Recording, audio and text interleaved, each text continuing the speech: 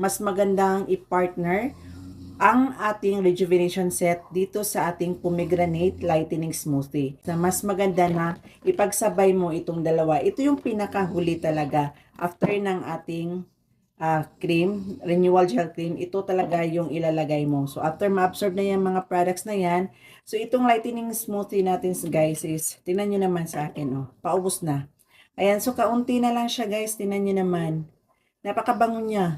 Bumili ako guys. Kasi kapag maubos na yan siya, meron naman kasunod. Oh, hindi mapuputol yung ano natin, yung routine natin. Tuloy-tuloy lang natin guys. Malapit na mag 4 months.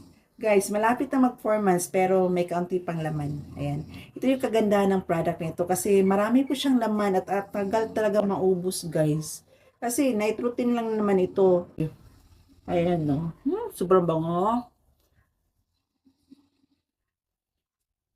At alam nyo ba guys, malaki talaga yung improvement ng aking ano. Meron kasi akong melasma dito. At alam nyo ba si pomegranate lightening smoothie, nakakatulong siya na mag-faded yung mga dark spots natin, melasma, yung mga uneven skin tone natin. More on whitening siya ang ating lightening smooth. Ayan. O diba?